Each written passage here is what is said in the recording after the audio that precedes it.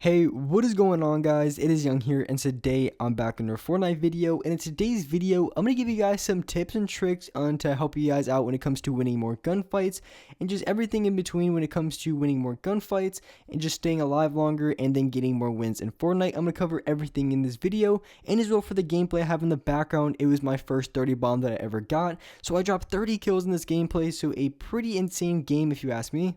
And before we get into the video, I have a V-Buck giveaway. If you guys want a chance to win some free V-Bucks, all you need to do is to drop a like on this video, make sure you guys subscribe to the channel, turn on my notifications, and as well leave a comment down below of your Xbox gamer tag, your PSN gamer tag, or Epic account. And as well, make sure you guys have me added and supported as a creator. All you need to do this is go over to the item shop, hit X, go to support a creator, and then type in my code, and my code is Young Humor. And once you type that in, all you have to do is accept it, and you will have me added and supported as a creator. So make sure you guys do that. It really does help me out. And alright guys, let's go right to the video. Alright, so like I said at the beginning of this video, I did drop 30 kills in this game, and the craziest thing about this is I only came out of tilted towers with 4 kills, so I came out of spawn with only 4, and usually when I go for my 20 bombs, or kind of upper 20s, I'm coming out of spawn with at least 7, 8, or 9 kills, and this game I only had 4, so it's kind of crazy that this is the most kills I've ever gotten, and I only had 4 kills off spawn. So if I would have gotten like 6 or 7, or maybe even 8 off spawn, then I would for sure at least have a low to at least a mid 30 kill game, which had been absolutely insane considering my record before was 29.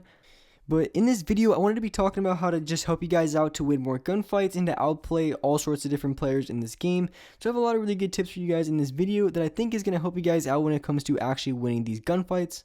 So when it actually comes to outplaying more people in this game, or just being able to win a lot more gunfights, that's practically what it is. If you win a gunfight, you in some way outplay the other player, whether that be hitting for more damage, having high ground, having a better shot on the other player, whatever the case may be, you outplay them in some sort of way, and that allows you to win the fight. So being able to outplay a lot of players on a consistent basis can be kind of challenging, but at the same time, it can be done. So one particular thing in this video that I wanted to be talking about the most, and something that I really wanted to cover on, is when you want to go to win more gunfights, if you pretty much want to do anything in this game, whether that's stay alive longer or just get more wins, one thing that you want to do, and one thing that you want to do really, really well, is just having an advantage in a fight. And that doesn't always just mean having high ground, because that's kind of just cliche. I mean, you can even have a pretty good advantage on the other player on low ground, and that's something that I really wanted to talk about in this video. How, of course, if you have high ground, you're already going to have advantage in the fight because you have a better angle on their head, and you just have a lot more shots in them, and you're probably going to do a lot more damage, and it's a lot easier to hit more shots from up top. But at the same time, even if you have low ground, that doesn't mean that you have the biggest disadvantage in the fight. And in some cases, if you play it good enough, then you can even have an advantage just from being on low ground and instead of having on high ground. So first off, what I like to say, of course, you always want to try to have high ground as much as possible, because on high ground you do have the best opportunity and the most advantages from high ground. So if you have an opportunity to go for high ground and you're on low ground, then you probably want to end up taking it because it's probably going to be the best option to do. But say you're on low ground and you're really trying to get up, one thing that I do a lot of the times is if I have another player building up, and so I'm about to run to a gunfight and I'm running against a player who might be kind of a better player. So we're build batting a little bit, we're going back and forth, and so we have a player who's above me, and for some reason I cannot build the other player. He's just a really, really sweaty player. He just keeps building up, and for whatever reason I can't get high ground. So of course the first few things that I do when I go into a build fight is I try to go for high ground. I'll at least try to go for high ground maybe 2, maybe even 3 times at most. I'm not going to try to go for high ground 4 or 5 times, because then I'm just going to be all the way in the air, and it's just not going to make any sense, and the other player is going to have an advantage on me. So I'll try to go for high ground once or twice, but for whatever reason, if I'm not successful or not able to get high ground or make a play from it, then what I'm going to do immediately is, because if you want to look from the other perspective of the player who's on top, so if you're going into a gunfight and the other player is on top of you, what they're going to try to do is they're just going to keep building up, and by building up, they're going to try to get themselves a better angle to shoot at you, and every time they peek over to go for a shot, they're going to keep building up. So practically at this point, it's going to be nearly impossible to get high ground on that player. So one thing that I like to do is, it really makes a lot of people mad because it's pretty much the best way to play it. But first off, I switch to my metal, and then what I do is I box in. So I pretty much pencil warrior. I just build all the way around me, put a floor, put a roof over top of me, and I sit in my box. And a lot of times I even expand out, so I'll make 2 boxes just in case if I need to move in between the boxes for whatever reason. Maybe he breaks through. Maybe if I'm in a game like duos or squads and there's gonna be multiple people shooting at me, it's probably me in my best interest to make at least 2 boxes so I can at least hold the other teams off me for a little bit. And the reason why I'm building out of steel is because it is so much stronger than wood.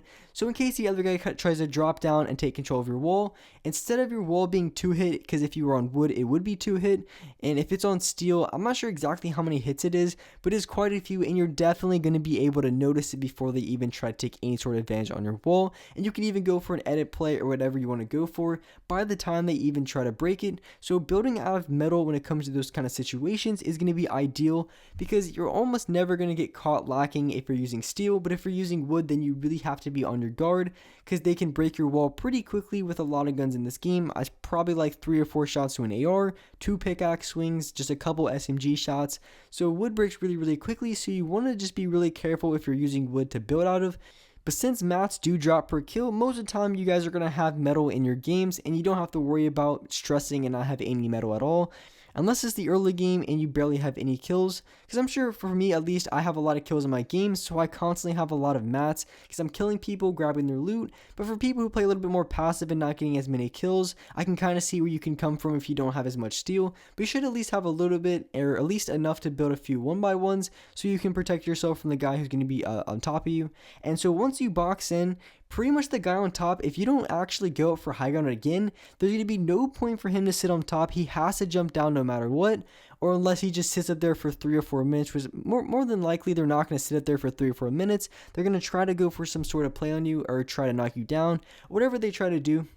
But the most important thing is eventually they're going to be coming down off their high ground, and if you're really struggling to get high ground, that's the best thing to do, because they're going to eventually come down and you don't have to worry about them constantly building up and up. And if you don't have any gliders, getting shot out could be really bad, and you could lose a lot of HP from just doing that. And most of the time what I do from that position, so I box in and I wait for the other player to come down.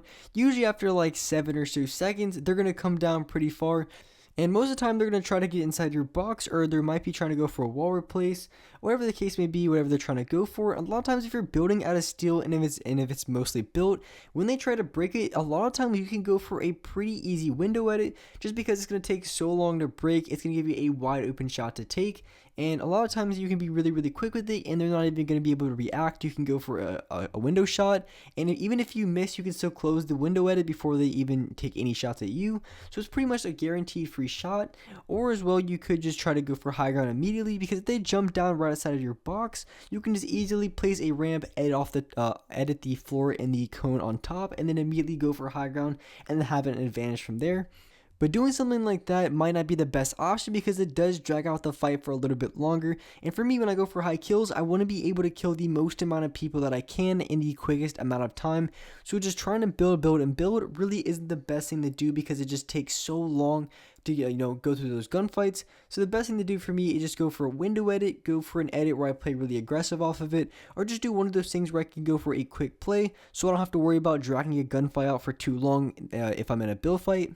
And also another thing to keep in mind, you never really want to box in too much. I mean, you could if another player has high ground, but a lot of times you really don't want to box in unless you know for sure that you're not going to be able to get it. Otherwise, you really just want to try to push for high ground as much as possible, like I'm doing here in these clips. I'm constantly pushing for high ground because there's no reason for me to just box in and wait for them to make a play on me. It really wouldn't be a terrible idea, but at the same time, you want to give yourself the best advantage possible. And by just constantly pushing for high ground while you have the chance, and then boxing in when the other player for sure has the high ground, is going to be the best way to play in the scenario. And it's really going to help you guys out when it comes to from dominating from the low ground, because once you're in that box, if you build it out of steel, it's going to buy you so much more time. It's going to be very hard for the other players to break through. And metal is one of those things, unless they break at it right away after you place, it's going to take them so long to break it. So if they're not constantly putting pressure on that wall, it's going to be very hard for them to do anything about it. So unless they don't challenge at all, you pretty much have a good advantage in that gunfight, and you're going to have the best chance of winning that gunfight and have the biggest advantage. So that's exactly what I would recommend if you're on low ground and really struggling to get high ground. And with that being said, that's where we're for this video. And one quick announcement, I'm planning on streaming, or at least trying to stream this weekend. So I'm hopefully gonna get everything set up, and if I get everything set up, I'm gonna let you guys know. I'll probably make a post on the community tab, my Snapchat, maybe even Instagram, pretty much everything that I have. So you guys will definitely know when I start streaming, and hopefully it should be pretty soon within the next few days. But I'll definitely let you guys know. And with that being said, that's where we're for this video. Hope you guys enjoyed this video. Hope you guys liked it. And if you could, drop a like in this video. Make sure you guys subscribe to the channel if you haven't already. Turn on my notifications to be notified for every single new video. And alright guys, I'll see you next video.